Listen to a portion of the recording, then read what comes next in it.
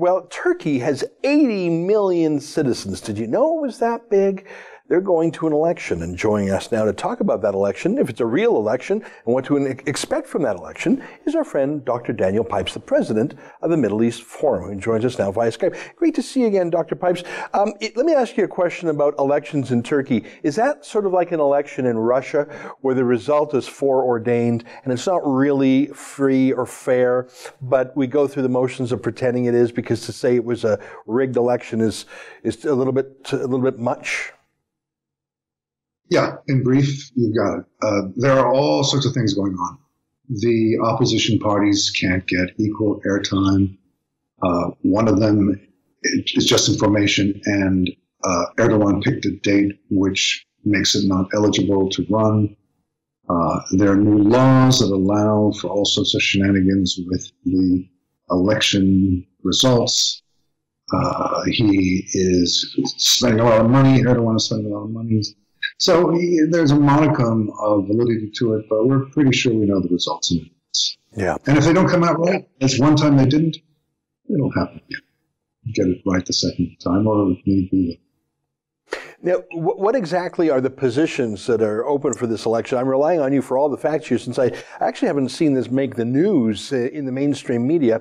What are the positions, or what's at stake? Is this for the presidency? Is this for the parliament as well? This is for the presidency, not the parliament, just the presidency. And the opposition doesn't have a candidate. It's only a month and a half away. This was a surprise to everyone. So it is a way for Erdogan to take advantage of the fact that there are high nationalistic feelings right now about this Turkish incursion into Syria, which has gone pretty well from the Turkish point of view. Also the fact that as I mentioned before, one of the parties won't be eligible, and also that the economy is looking like it's going to go into a tailspin, so best to get this election done now before that tailspin begins. Is this going to be one of those elections where it's, he's looking for 80 or 90 or 95%, sort of a Saddam Hussein style or Fidel Castro style result? Is that what he can expect? What has he got in the past? Was it like 51% or is it like 91% for this guy? Interestingly, the first election that this party, Erdogan's party, the AKP, ran in 2002, when it was a real election, it got a mere 34% of the vote. But the Turkish electoral laws are rather strange, and if you don't have 10% of the vote, you're not in parliament. And so as a result of that, in a really weird election, the AKP, his party, got not 34, but 66% of the vote, seats. 34% of votes, 66% of the seats.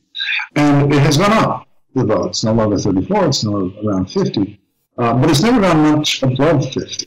And I don't think it will this time. Just enough to look valid. It's not 99.9%. And to get a congratulatory call from Donald Trump, as he has received in the past. Well, let me ask about Donald Trump, because he's certainly firming up America's approach in regards to Bashar Assad. This last week was the second time that Trump attacked with some precision installations in Syria after alleged chemical weapon use. Has Trump changed the posture from the Obama administration towards Turkey? To me, one of the low points in the Obama regime, or administration rather, was when Obama literally got on the phone with the Prime Minister of Israel, Netanyahu, and the Turkish leader, Erdogan, and literally on the phone forced Israel to apologize for boarding a Turkish-originated ship of terrorists to Gaza. Basically rubbed Israel's face in it for the delight, the personal delight of Erdogan. I found that shocking. Where's Trump? I mean, where's Trump in general?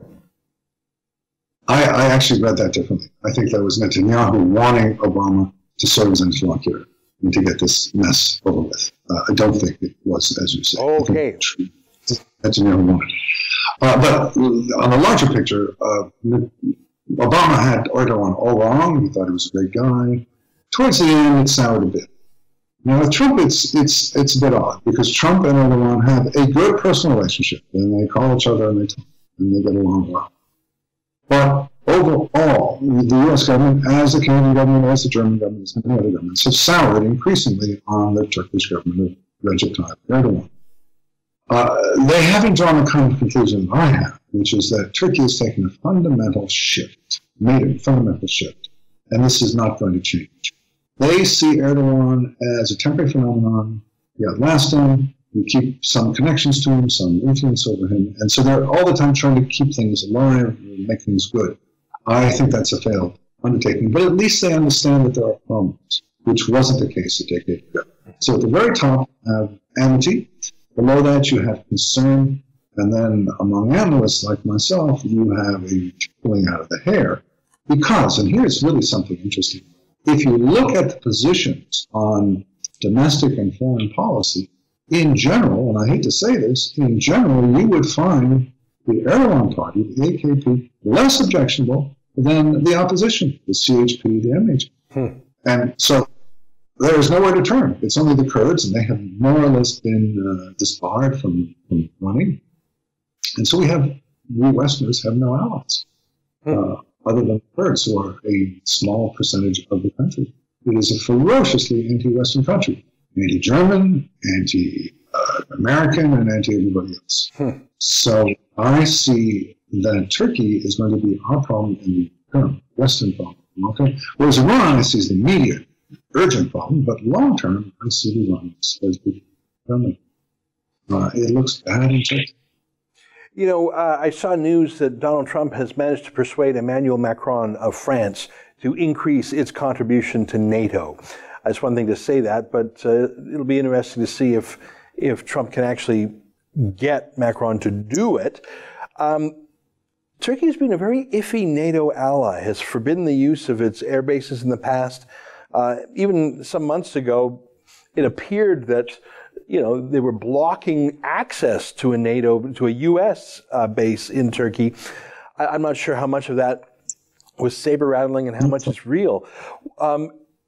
Is Turkey? Do you think Donald Trump is going to put some pressure on Turkey to be a legitimate partner in NATO? Do you think he doesn't care, or do you think he might actually start to push them out? Well, the problems are deeper than what you said. Perhaps the single largest problem is that the Turks are buying a very advanced missile defense system from the Russians. From who? They're also working with the Chinese. They're working with the Iranians. No, these are not our friends.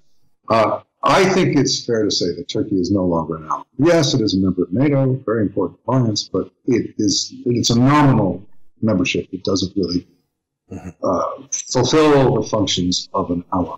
And there are efforts to bring him back, but they generally are efforts of appeasement. For example, in the United States is a mortal enemy of Recep Tayyip Erdogan named Fethullah Gulen. He lives in the hills of Pennsylvania. He actually shares an outlook, an ideology very similar, but they had a falling out in 2011, as I say, mortal enemies.